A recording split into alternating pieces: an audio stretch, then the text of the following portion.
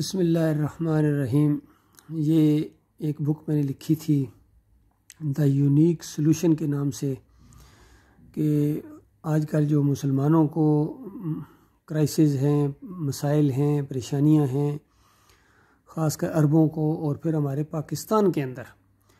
اس کے لیے میں نے ایک یونیک سلوشن بالکل پرفیکٹ اور 100% گارنٹی کے ساتھ میں نے یہ بک لکھی، اور اس میں ایک خاص چیپٹر تھا ہمارے پرائم منسٹر عمران خان صاحب کے لیے۔ پوری طرح میں نے ان کو بتایا کہ یہ جو جمہوری نظام ہے، اس کے ذریعے آپ کبھی بھی خیر نہیں لا سکتے ہیں۔ اگر آپ واقعی پاکستان کے خیر خواہ ہیں اور اس قوم کے ساتھ کوئی تھوڑی بہت ہمدردی ہے آپ کو، تو آپ کو وہ والا طریقہ اختیار کرنا پڑے گا جو آخری رسول محمد صلی اللہ علیہ وآلہ وسلم نے اختیار کیا تھا، اور حدیث بھی ہے موطا امام مالک میں کہ میں اس طرح اصلاح کر رہا ہوں جس طرح پہلے امتوں کی اصلاح کی گئی تھی، اور آئندہ جب کبھی یعنی قیامت تک جب کبھی انسانوں کی اصلاح ہوگی بالکل اسی طرح ہوگی۔ نبی علیہ السلام نے فرمایا جس طرح میں کر رہا ہوں۔ تو نبی علیہ السلام نے اس قوم کی اصلاح جو تھی نا، وہ لا الہ الا اللہ کی بنیاد کے اوپر کی تھی کہ یا ایھا الناس قولوا لا الہ الا اللہ تفلحوا، اور دوسری روایت میں آتا ہے اور یہ بھی کہا وتخلؤون ما تعبدون من دونی، کہ کہو اے انسانوں کہ اللہ کے علاوہ کوئی الہ نہیں ہے، تم کامیاب ہو جاؤ گے، دنیا اور آخرت میں کامیاب ہو جاؤ گے، اور چھوڑ دو ان ساری چیزوں کو جو تمہارے باپ دادا جو پوجا پاٹ کرتے آ رہے ہیں اللہ کے علاوہ دوسروں کی، اس کو چھوڑ دو۔ تو یہ لا الہ الا اللہ کی بنیاد کے اوپر یہ سارا ہنگامہ برپا ہوا تھا، اور مکہ کے اندر کھلبلی مچی تھی، اور پہلے حبشہ کی طرف ہجرت کرنا پڑی اور پھر مدینہ کی طرف ہجرت کرنا پڑی، جنگ بدر، جنگ احد، ایک زبردست شاندار تاریخ ہے ہماری اسی بنیاد کے اوپر کہ لا الہ الا اللہ۔ اور کلمے کا دوسرا حصہ محمد رسول اللہ ہے، یعنی یہ بات ہمیں محمد رسول اللہ صلی اللہ علیہ وسلم نے بتائی ہے۔ اب وہ ہمارے لیڈر ہیں، وہ ہمارے قائد اعظم ہیں، ان کی بات ہے، اور ان کے مقابلے میں کسی کی بات نہیں ماننی ہے۔ تو پھر میں نے اس میں ذکر کیا، پرائم منسٹر صاحب کو احساس دلایا کہ دیکھو آپ مدینہ ریاست کا ذکر کرتے ہیں تو پھر آپ جا کے مزاروں کے سامنے سجدے کیوں کرتے ہیں؟ اس طرح نہ کریں، یہ شرک ہے۔ تو بعد میں ایک چھوٹا سا کلپ میں نے اپلوڈ بھی کیا، ایک کامران کوئی اینکر ہیں، انہوں نے انٹرویو لیا پرائم منسٹر صاحب کا اور ان سے اسی نقطے کے اوپر بات چیت کی۔ تو پرائم منسٹر صاحب نے بڑی عجیب و غریب آگے سے توجیہ اس کی بیان کی کہ کہتے ہیں یہ شرک نہیں ہے، اور یہ سجدہ نہیں ہے کسی اور کو، یہ تو بس ایک عقیدت ہے، محبت ہے۔ تو مجھے بڑا افسوس بھی ہوا۔ اس کے اوپر مزید میں نے ایک ویڈیو اپلوڈ کیا ان کو احساس دلانے کے لیے کہ یہی شرک ہے۔ ابھی آج ایک میں نے بالکل چھوٹا سا کلپ دیکھا ہے پرائم منسٹر عمران خان صاحب کا، وہ بھی میں آپ کو دکھاتا ہوں، آپ خود سنیں کہ اصل چیز یہی ہے، لیکن اس پر قائم نہیں رہتے ہیں، اس پر ان کو یقین نہیں رہتا ہے۔ چھوٹا سا کلپ ہے کہ دیکھو، کہتے ہیں لا الہ الا اللہ انسان کو آزاد کر دیتا ہے، کہ جب لا الہ الا اللہ انسان پڑھے تو پھر وہ کسی اور کے سامنے نہیں جھک سکتا، یہ الفاظ بول رہے ہیں۔ تو عاجزانہ گزارش ہے کہ پھر آپ قبر کے سامنے کیوں جھکے ہیں؟ وہ جو کسی نے کہا تو جھکا جب غیر کے آگے تن تیرا رمن، تو یہ جو جھکنا ہوتا ہے نا، جب تھوڑی سی گردن آپ نے نیچے کر لی کسی مزار کے سامنے، کسی بت کے سامنے، تو بس آپ کی ساری شخصیت ختم ہو گئی، آپ کی ساری مسلمانی ختم ہو گئی۔ لا الہ الا اللہ کے اوپر پھر ایک اور لا چل گیا، تو یہ شرک ہوتا ہے میرے پیارے بھائیوں اور میرے پیارے بھائی پرائم منسٹر صاحب۔ ابھی آپ خود سنیں اور اس کے اوپر پھر مزید میں تھوڑا سا تبصرہ کروں گا انشاءاللہ۔ جب لا الہ الا اللہ ایک انسان پڑھ لیتا ہے تو پھر کسی اور انسان یا کسی کے سامنے جھکنا شرک ہوتا ہے۔ لا الہ الا اللہ ایک انسان کو آزاد کر دیتا ہے، ایک چھوٹے سے انسان کو بڑا انسان بنا دیتا ہے۔ دیکھا آپ نے، یہ خود کہہ رہے ہیں کہ کسی اور کے آگے جھکنا شرک ہوتا ہے، یہ انسان کو آزاد کر دیتا ہے، یہ چھوٹے انسان کو بڑا انسان بنا دیتا ہے۔ بھائی یہی دعوت میں نے دی تھی اپنی یونٹ 7 پنجاب ریجمنٹ کے اندر، میں افسر تھا، اور لا الہ الا اللہ کی جب میں نے دعوت اٹھائی، جب یہ بات میرے اوپر کھل گئی، بندہ آزاد ہو جاتا ہے۔ اور میرے فوجی بھائیوں، تم اس کو لے کر اٹھو، لا الہ الا اللہ کو بنیاد بناؤ۔ اور یہ جو سارے دوسرے نعرے لگاتے ہو نا، یا علی مدد، یا رسول مدد، دم دم علی علی، اس طرح کے جوش دلانے کے لیے، یہ شرک ہے، اور یہ بہت بڑا شرک ہے، اور اسی کی وجہ سے ہماری ساری ترقیاں رکی ہوئی ہیں، اسی وجہ سے ہمارے سارے مسائل ہیں، اور بالفرض سارے مسائل حل بھی آپ کر دو بائی ہوک اور کرک، اور پاکستان کو پوری دنیا سے بڑی فلاحی ریاست بنا دو، سونے کے نوالے کھلاؤ ان کو، لیکن اگر اس طرح لا الہ الا اللہ کو نہیں مانو گے جس طرح وہ ہے، کہ لا الہ الا اللہ کے بعد یہ پھر داتا صاحب کی چادر نہیں چڑھے گی، پھر وہ داتا ہوگا ہی نہیں اللہ کے علاوہ کوئی اور،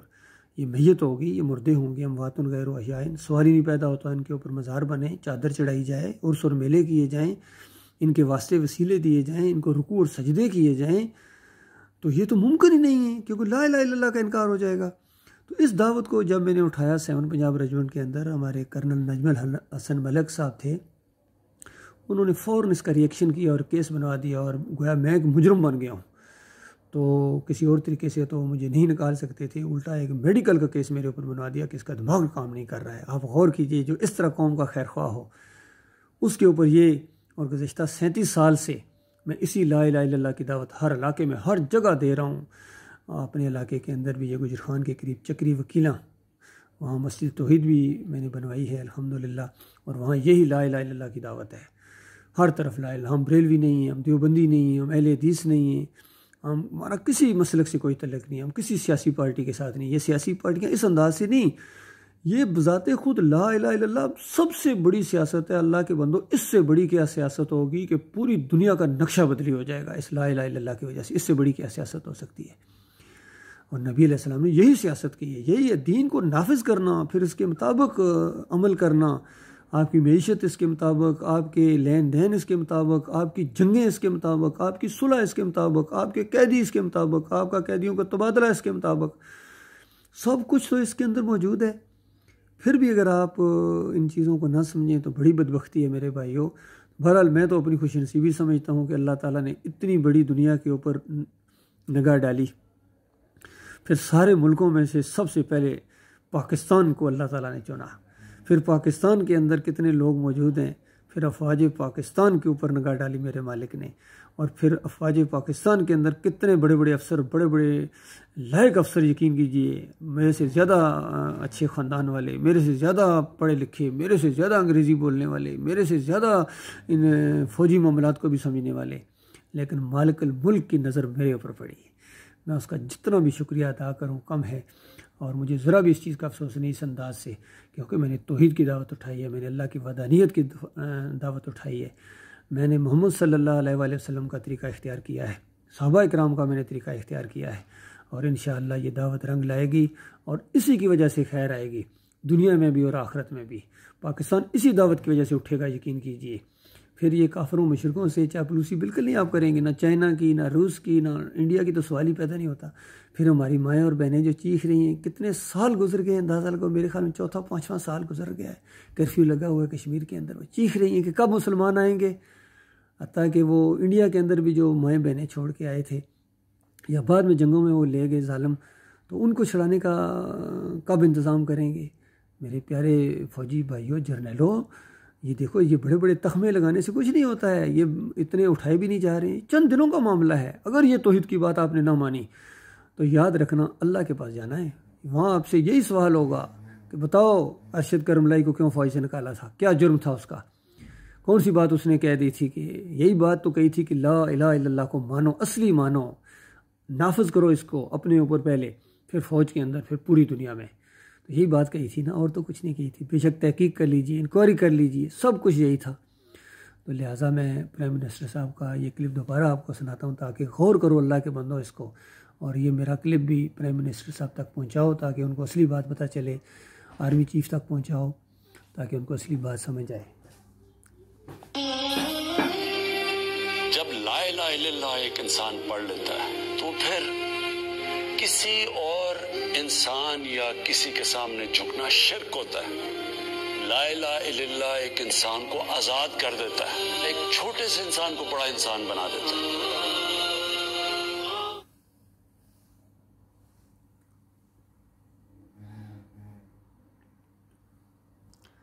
یہ بک ہے بھائی، یہ سیکنڈ ایڈیشن ہے جو میں نے لکھی ہے۔ اس کا پہلا ایڈیشن سب کو پوسٹ کیا ہے،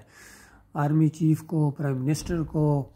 ہمارے یہاں بحرین میں ہمارے جو امبیسڈر ہیں ان کے ہاتھ میں پکڑایا ہے، اور چیف جسٹس کو، اور جو بھی یہ بڑی بڑی جتنے یہ ریلیجس لوگ تھے سب کو میں نے یہ پوسٹ کیے۔ اور اب یہ میں نے اس کا سیکنڈ ایڈیشن لکھا ہے، اس کو اور زیادہ تفصیل سے بیان کیا ہے، لیکن ابھی یہ پرنٹ نہیں کرایا، انشاءاللہ یہ پرنٹ کراؤں گا اس کو اپنی پہلی فرصت میں۔ بہرحال اس کی کاپی میرے پاس موجود ہے، اگر کوئی پڑھنا چاہے یا اس کو دیکھنا چاہے تو میں اس کو ای میل کر سکتا ہوں یا واٹس ایپ کے اوپر اس کو بھیج سکتا ہوں۔ میرا یہاں واٹس ایپ نمبر ہے 0097339421004، اسی کے اوپر میرا واٹس ایپ ہے، آپ مجھے رابطہ کر سکتے ہیں۔